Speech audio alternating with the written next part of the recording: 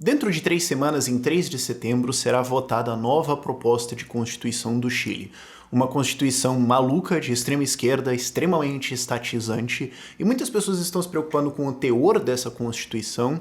Não é com isso que me preocupo, e sim com o fato de que a esquerda, mesmo que perca essa votação e não consiga essa Constituição, consegue continuar atacando, consegue continuar colocando novas propostas desse tipo e tem o controle da iniciativa do ataque, e é isso que a gente precisa entender, como que isso aconteceu e como a gente pode reverter isso.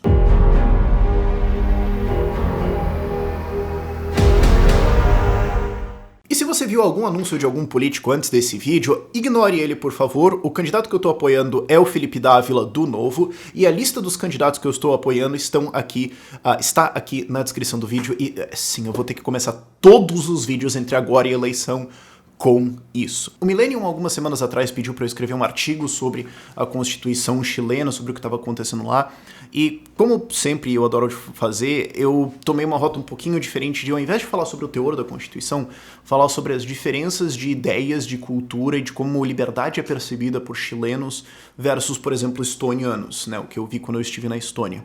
Então é um artigo legal, o Boletim da Liberdade também colocou lá no site deles, eu gostei bastante de fazer esse artigo, mas eu queria que esse vídeo também falasse sobre os aspectos estratégicos disso. Um pouco eu tô repetindo o meu artigo, mas eu queria ter um foco um pouquinho diferente aqui. Para dar um resumo do que eu falei no artigo lá, o que eu quero dizer é o seguinte: estar na celebração cultural, no dia a dia, no conhecimento de todos os estonianos, é senso relativamente comum de que eles foram dominados por várias ditaduras diferentes, e isso especialmente aconteceu quando eles se isolaram do mundo, quando eles se isolaram de outros países, estavam sozinhos e foram dominados. A mais terrível delas foi a ditadura soviética. Estado Grande é morte, genocídio, fome, repressão, censura. Portanto, liberdade é muito importante. Isso está nas histórias das pessoas, elas entendem isso, elas ouvem isso, os monumentos, as celebrações culturais, os eventos todos falam muito disso. Todo mundo entende a importância de liberdade, não só como uma coisa econômica, mas como sobrevivência. O Chile não sabe disso. As reformas de liberdade econômica no Chile estão profundamente associadas com o Pinochet, com ditadura.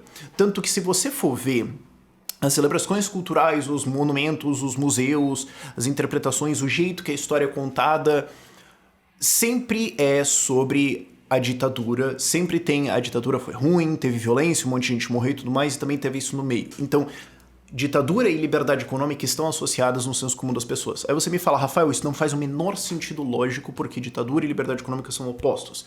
Sim, foi exatamente o que o Milton Friedman falou pro Pinochet. E daí? Não importa, ninguém liga, tanto faz. O que importa é a percepção das pessoas. Claro, obviamente você estar eticamente certo é relevante, é importante, sim. Agora, é um daqueles casos em que não basta pra mulher de César ser honesta, ela precisa parecer honesta. Então, não basta a ideia ser certa. Se ela está associada com ideias extremamente ruins e com um ditador, e por mais que você fale assim, mas os ditadores comunistas foram muito mais genocidas e tudo mais, não teve ditaduras comunistas genocidas no Chile. Teve uma ditadura que matou a gente, foi autoritária de direita, e ela colocou liberdade econômica. Então, ser contra a ditadura, também, no senso comum do chileno, passa por... Mas aí daí teve essas reformas também, elas não são povo, elas não são nós, elas não são... são fruto da ditadura. Você entende a oposição? E fora isso, os chilenos não entendem que o país é rico, ou muito mais rico do que o resto da América Latina, e estava crescendo, estava resolvendo vários problemas por causa de liberdade econômica. Muitos deles sequer entendem que o país estava bem. Isso é uma coisa que o Axel Kaiser falou bastante. Ele falou, cara, eu tava nos debates contra eles, porque eu era um cara que defende liberdade lá e tudo mais. Eu tava no debate contra os esquerdistas e eu tinha todos os dados, eu tava mostrando que o Chile era um país melhor. E é um dado, é objetivo, tipo, não cabe opinião sobre se o número 9 é maior do que o número 4. Não é uma coisa onde a sua opinião é relevante. E ainda assim a resposta era não. Porque a narrativa, a percepção é que não tá bom.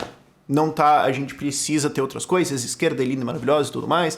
E ele também fala sobre, e uma coisa que é muito importante entender, é que boa parte disso é culpa da direita cristã conservadora chilena. Por quê? Porque rica. Por quê? Porque eles são de direita conservador cristão e ricos, e eles fizeram as editoras, as escolas, as universidades, as produtoras e tudo mais, eles contrataram um monte de gente de esquerda e deixaram esses caras falarem por 30 anos. E não se importaram muito em explicar as opiniões de liberdade e tudo mais, e aí o que acontece é os resultados óbvios. Então, isso, voltando para o ponto que eu quero fazer nesse vídeo, é o que causa a situação da esquerda agora no Chile. Falando de teoria de estratégia geral, quando você está no ataque, o que você quer fazer, antes de tudo, é não perder a iniciativa. O que é a iniciativa? A iniciativa é a capacidade de você dizer aonde nós vamos lutar, em que termos e quando. É você dizer como isso aqui vai rolar. A esquerda tem iniciativa hoje no Chile por causa desses 30 anos, por causa dessa percepção cultural que foi construída ao longo desses 30 anos. Então, isso que eu quero dizer é o seguinte. Tá, a Constituição que vai ser votada agora é absolutamente horrível. E não adianta a gente entrar, não tem muita utilidade. Tipo, em termos de fazer um vídeo bonitinho e tudo mais, pegaria views e tudo mais, mas eu não me importo com isso. Não tem utilidade a gente discutir esse ou aquele termo, e sim o fato de que mesmo que ela seja rejeitada, a esquerda tem toda a capacidade de falar, vamos fazer outro. Tão estatizante quanto. E aí a gente tem o tempo para ficar, porque a gente tem o controle da narrativa, a gente pode mentir mais um monte de coisa e tentar fazer alguma outra coisa que passe e tudo mais. E mesmo que nominalmente a gente passe uma outra constituição, essa seja rejeitada e uma outra seja menos estatizante, nós mandamos. Nós teremos a capacidade de dizer o que as pessoas vão achar disso. Ou nós vamos ter a capacidade de formar os próximos juízes, os próximos políticos que vão decidir o que é isso aqui, porque a Constituição, no fim das contas, é um pedaço de papel inútil. O que realmente vale é a opinião e interpretação das pessoas em cima do que está escrito naquele papel. Então, enquanto a esquerda domina isso, dane-se o que está escrito. É completamente irrelevante. Eu vivo falando isso sobre o STF. A Constituição brasileira, na verdade, é a opinião de 6 ministros do STF. Porque se eles lerem um parágrafo que fala sobre tributário e falarem, na verdade, aqui diz que o meio ambiente tem que ser protegido a todos os custos. 6 membros do STF votaram isso, faça-se. Você pode falar, mas o texto que vocês leram não tem estritamente nada a ver com isso, era uma matéria sobre ICMS. Ele pode virar pra você e falar, cala a boca, eu sou literalmente a lei. Eu posso abrir um inquérito completamente absurdo e autoritário, censurar você, estourar com a sua vida e o seu recurso e apelação sou eu. Então, literalmente, dane-se tudo que está escrito. Esse é o problema do Chile. Isso é a situação que eles têm agora. Então, não importa muito o que é a Constituição agora. Não importa muito o que está sendo escrito. O que importa é como eles chegaram nesse ponto. E aí você pensa, como é que a gente pode reverter isso? Então, e o que você quer fazer quando você está na defesa? Você quer impedir o ataque de conseguir os seus objetivos e você quer retomar a iniciativa. E como é que você retoma a iniciativa disso? Não está no processo da Constituição, não está nem na eleição dos constituintes, porque você não vai conseguir eleger eles. Está em ter a narrativa, ter as ideias, celebrar essas ideias, ensinar isso para as pessoas, fazer com que as pessoas entendam a importância de liberdade, os seus valores, os seus resultados, a sua história, e que elas não só entendam isso intelectualmente, mas coloquem isso na cultura delas, no dia a dia delas, e valorizem isso nas pessoas ao redor delas. E isso precisa ser feito ao longo de muitos anos. E o único jeito de você fazer isso é com um corpo profissional que defende ideias de liberdade. Então, eu estava falando isso nesse artigo, eu abordei isso, mas aqui eu estou olhando mais por um ponto de estratégia. O ponto é, a esquerda tem plenamente a possibilidade de um ataque perfeito. É um ataque que você pode fazer e ele fala, se eu perder, dane-se, eu jogo outro, e eu jogo outro, e eu jogo outro. Eu sempre gosto de comparar isso, quando eu tô ensinando estratégia, esse tipo de coisa, com o Khabib Nurmagomedov lutando no UFC. Todo mundo sabia o que aquele russo ia fazer. Ele vai entrar no octágono, ele vai pegar você, ele vai botar você no chão, ele vai controlar você, ele vai te espancar até você parar. Ou ele vai te submeter, ou ele vai te torcer. E todo mundo sabe quais são os jeitos que ele derruba as coisas.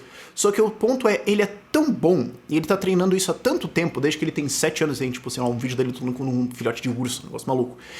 Ele é tão bom que literalmente não importa. Você pode ter estudado tudo, você pode ter visto tudo, o seu tempo de preparação contra ele simplesmente não vence o fato de que ele é absolutamente excelente no que ele faz. Então você sabe exatamente o que ele vai fazer, e dane-se.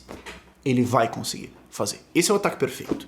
E essa é a posição que a esquerda chilena está agora. Tá, e se essa Constituição for derrotada? Eles têm as instituições, eles têm toda a mídia narrativa, a educação e tudo mais. Eles têm o senso comum, eles têm tudo isso. Essa é a importância de você constantemente lembrar na cultura, nas ideias, nos valores das pessoas, a importância de defender liberdade, a importância de você defender isso claramente, a importância de você não associar essas ideias com pessoas que não defendem liberdade ou coisas que são incompatíveis ou coisas que causam marcas muito difíceis de reparar ao longo da história, como foi o Pinochet. É a importância de você não só estar certo, você precisa parecer certo. Existe uma fala que ela é inteligente e burra, que é: eu sou responsável pelo que eu falo e não pelo que você ouve. Tecnicamente, sim. Agora, se você é um comunicador, se você quer influenciar, se você quer colocar as coisas, se você quer mudar as pessoas numa certa direção, você também é responsável pelo jeito que as pessoas vão entender as coisas. Você não pode falar assim: eu falei, eles entendem porque isso é burro. Isso é preguiça. Ok? E não que todo mundo seja perfeito e nunca tenha feito isso na vida. Eu certamente meti uma dessas uma vez ou outra, fazer o quê? Em última análise, é por isso que eu acho que o Chile está perdido. Não é por causa dessa Constituição ou de blá. É porque foi WO no debate por décadas. E é por isso que eu tenho esperança no Brasil. A gente tem isso completamente diferente aqui. E o Axel, quando ele veio pra cá, ele falou isso, ele notou isso. A gente tem várias instituições diferentes. Eu tava citando aqui, eu tô aqui no Ideias Radicais, falando sobre um artigo que eu escrevi pro Millennium, que foi replicado no Boletim da Liberdade. Ok? Sabe, a gente tem várias instituições, a gente tem vários grupos, a gente tem várias coisas diferentes. E eu tava recentemente num hangout com os doadores, e se você é um doador do canal aqui no Catarse, a gente tem hangouts todo mês, e eu quero subir para 2 vezes por mês, em que a gente só fica batendo papo, conversando de liberdade, várias outras coisas. E tinha uma pessoa que tava falando: cara, eu entrei no Movimento Liberdade agora, e que bom, era a primeira vez que ele tava nisso, que bom que eu estou num hangout onde eu posso falar das minhas ideias sem ser considerado um retardado ou sem me preocupar o que as pessoas vão achar. Eu estou entre outras pessoas que conversam nessas mesmas ideias. Que bom, ele nunca tinha tido essa experiência. E é muito legal ter isso no nosso hangout. Se você quiser participar, seja um doador do canal.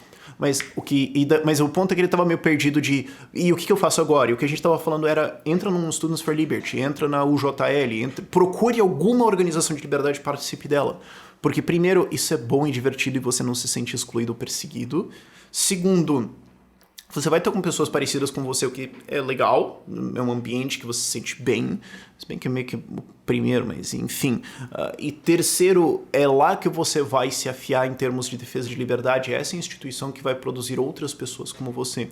Então, ao entrar e participar dela e contribuir com ela, seja um IFL, seja um instituto, seja o IEE, seja a SFL, o JL, seja lá o que for que você criar, seja o Partido Novo, tanto faz. Ao participar dela e aumentar a força dela, aumentar o quanto ela é, não só em termos de ideia, mas um lugar legal aonde estar e que atrai pessoas e que lembra as pessoas dessas ideias e valores, ao fazer isso você está fazendo a liberdade funcionar.